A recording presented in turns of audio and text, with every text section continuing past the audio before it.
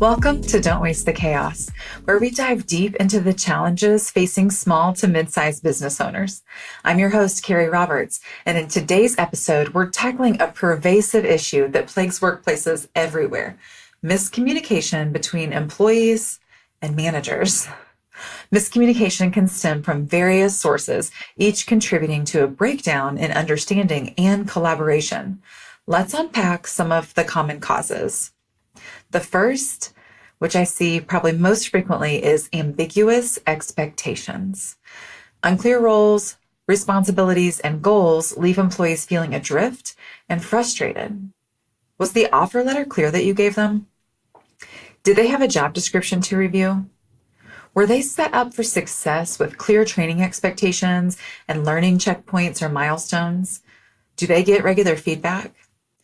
Are there performance management processes like annual performance reviews, goal setting, and the like?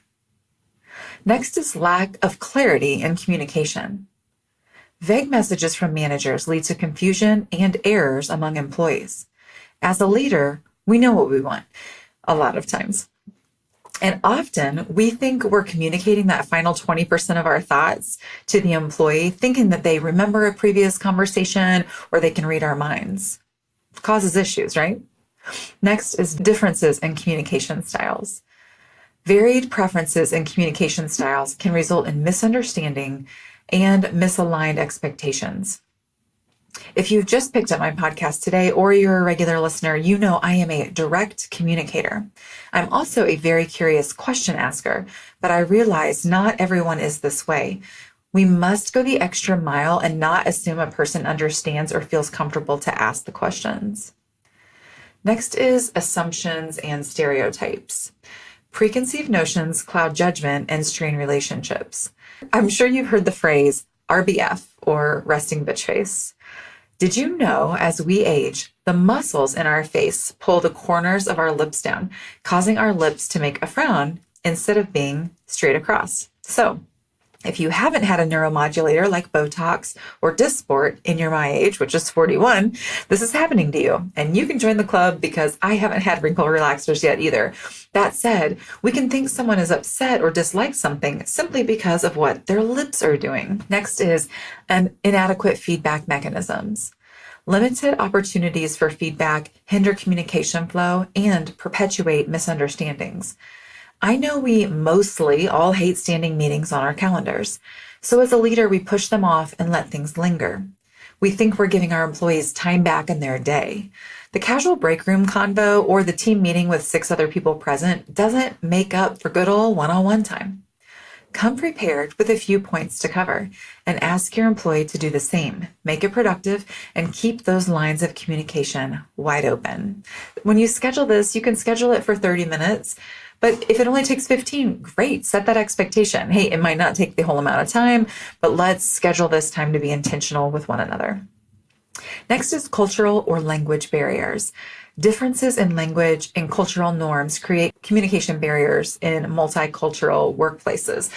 My son took Mandarin at his private school for 3 years and loved it. We hated to see him lose his progress, so when we moved, we found an online tutor and we scheduled them for meeting each Monday morning.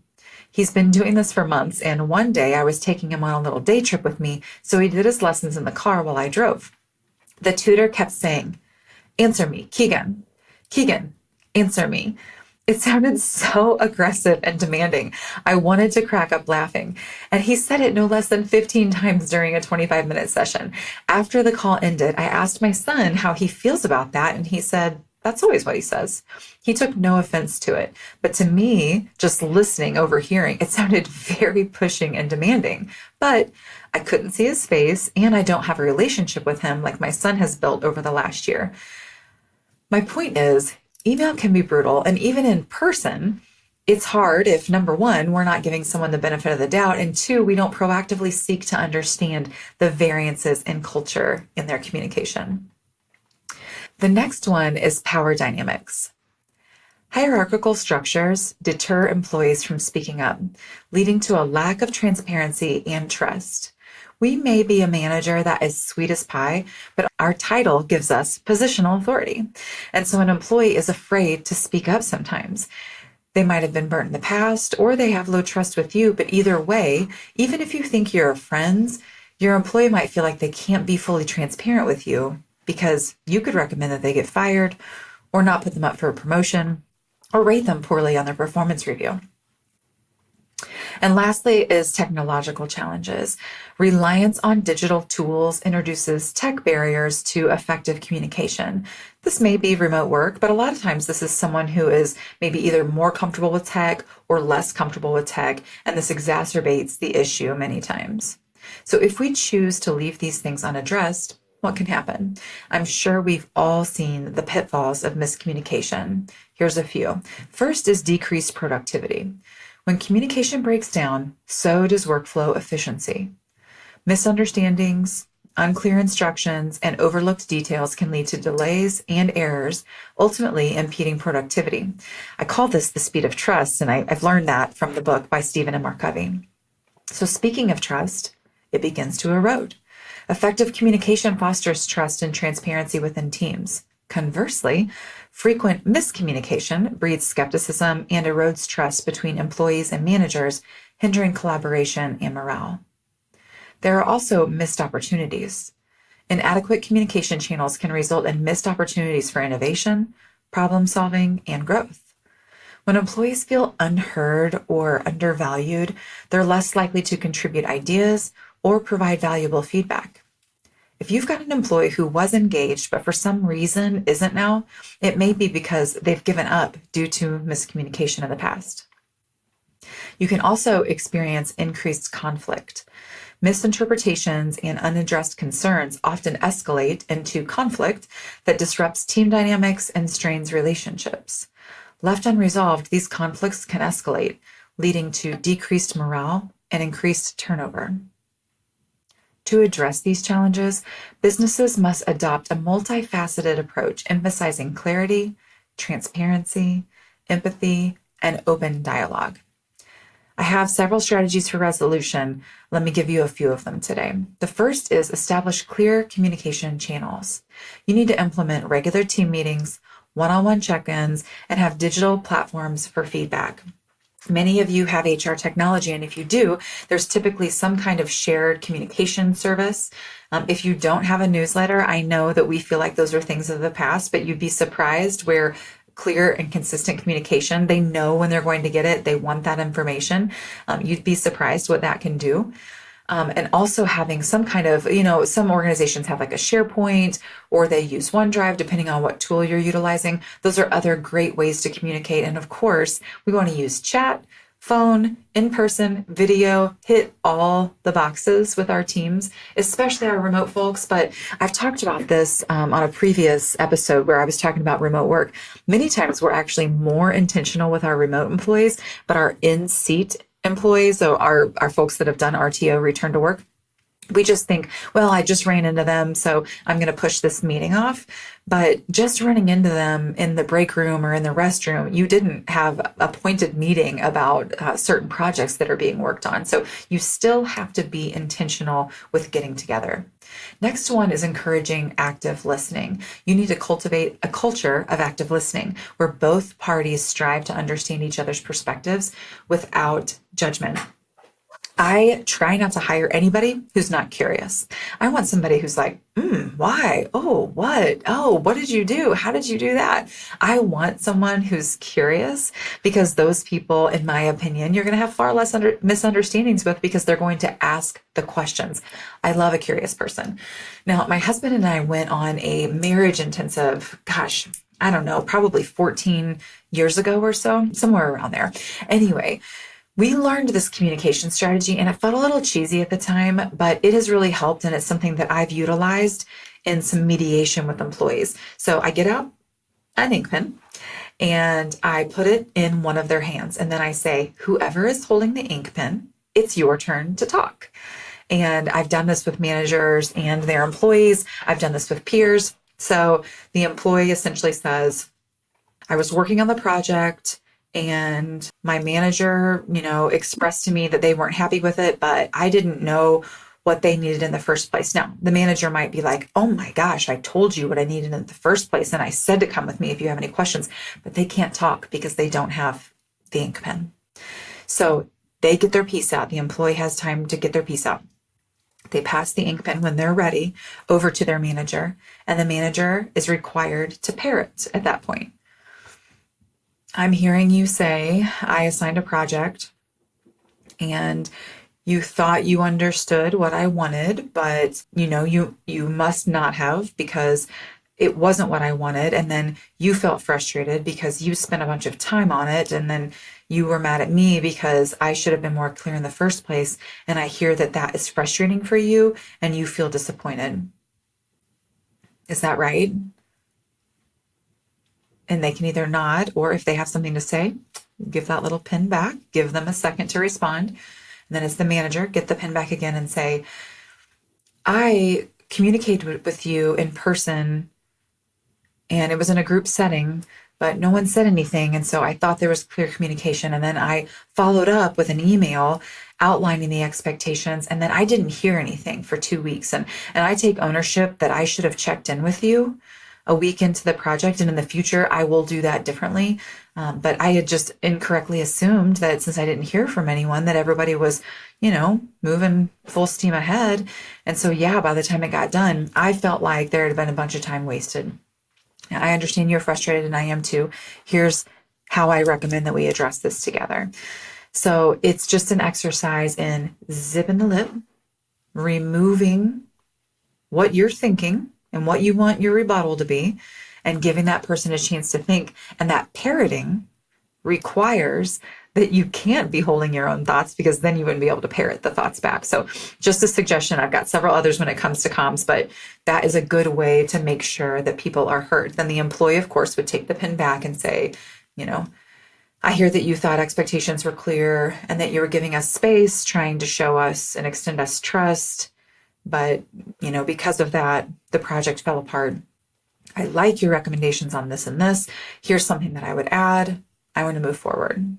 That's an ideal situation, but really that can happen if these activities are done with trust and respect. And it's certainly going to build trust, I would say.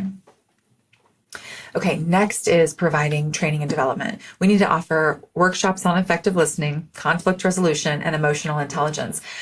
I know that in the past, like I mentioned, I'm in my 40s. And so in the past, these were things that I felt like were just kind of business basics. And then we got away from them. And I think we got away from them because a lot of, younger generations might have thought like that was punitive or old school. But what we've seen is now we have a skill gap in this area. So bring it back. I mean, don't make it lame, but bring back educational opportunities to get everyone on the same board, on the same page in this instance. And I am not just saying that it is younger generations that struggle with business acumen, because I have certainly seen people of all ages struggle in these areas. It's a great opportunity to have seasoned employees and new employees and everybody join together and hear common messages and give examples of times that they've seen issues in this area, and then provide a learning opportunity around it. And I can tell you this, we've all moved to online training in so many ways. And then we all got burnt out with online training because we did a bazillion Zooms and all of these online courses. And so maybe consider having something in seat. Maybe a breakfast meeting, maybe a lunch and learn, maybe bring that back and have some growth and training opportunities in this way. Talked about this a little bit before, but I want to reiterate the need to clarify expectations. We need to clearly define roles, responsibilities, and expectations for all team members. Here's what I see happen. We bring somebody on board because we value them and we want to treat them like a professional. And so we are like, we're going to kind of create this role as we go. You already have ideas in mind. Why not just go ahead and put a job description together and attach some goals and metrics? Now, it can evolve over time and that individual can breathe into that process, but it's actually not, we think we're respecting the professional by saying like, you build it, but it's actually a little disrespectful. It complicates things because you're the leader or the owner or whatever seat you sit in. That employee, while they might be extremely intelligent, when they're creating their own role, they don't even know if they're meeting your expectations. And there have been times where I've been in that same exact seat and I'm like literally meeting with my manager, which is a CEO, and saying like, am I doing what you want me to do? And you bet your rear end, the very first time that he was upset with me, I wanted to lash out and be like, really? I've been with you for over 4 years and now you're upset with me about something. You've never once shared anything negative, nor have I ever had a performance review. And now you want to share something? It's frustrating. Go ahead and clarify the expectations. That's not disrespectful to the professional. That's actually helpful, gives them a roadmap and somewhere to go. Next is we need to foster a feedback culture, encouraging constructive feedback, providing opportunities for continuous improvement. Again, I know so many people want to poo-poo on the annual performance reviews. And I always say, if you have regular, clear, consistent communication, you've got a communication plan and I can see it outlined because it's formalized, that is a time where I might say, okay, looks like you've got that going on in your culture. I actually have not worked in any organization or worked on as a consultant in any organization that actually has a culture like that. People want to say they have that culture so they don't have to do the performance review process or whatever. But without that formalized process, you're probably not doing it at all. And I would also put together in place, like maybe not on your monthly check-ins, even though I would, but on your regular meetings, put some kind of framework together just as a check-in. These are your core projects. Give me an update. Well, here's how I feel like you're operating in those based on your update. Now you give me feedback. And now we've got a feedback loop going on where they're sharing with us, we're replying to them. They're sharing with us maybe back what's hard, obstacle, barriers. Now we can remove those as a manager. That's one of our key responsibilities as a leader, is to remove obstacles for our team members. So this is a feedback culture. You can create it. It's not that complicated. You just have to spend the time, honestly. Next is addressing issues promptly. We need to act swiftly to address communication breakdowns or conflicts as soon as they arise. I have seen some leaders say, okay, I'm going to make a note and I will address this at their monthly one-on-one. Okay, now put yourself in that employee's shoes. When that employee sits down in your office and you say, 3 weeks and 1 day ago, you blah, blah, blah, and it was disruptive in this and this way, and this person felt that way. And then you're like, dang, has everybody been talking about me, mad at me for the last 3 weeks? Why didn't anyone say anything? I felt like everything was fine, and 6 things have happened since then. Is this still a problem? Should I address it now? Has too much time went on? So as an employer, as a leader, it's our responsibility to call that spade a spade as quickly as we can and move on from it. And also, leader, this is going to free you up from letting that linger in your mind. Don't let that swirl around when you're laying in bed at night. Don't let that be another dinner time conversation to your spouse about how this person has done this again. Just free it. Have the conversation and move on. Okay. Effective communication is the cornerstone of a thriving workplace culture. By recognizing the impact of miscommunication and implementing proactive strategies for resolution, organizations can foster stronger relationships, enhance productivity, and drive sustainable growth. That's what we all want, right? Remember, effective communication isn't just a nicety, it's a necessity for a thriving workplace. Join me next time as we tackle another pressing issue facing small to mid-sized businesses. Until then, keep seizing those opportunities for making the most out of chaos. Thanks for listening.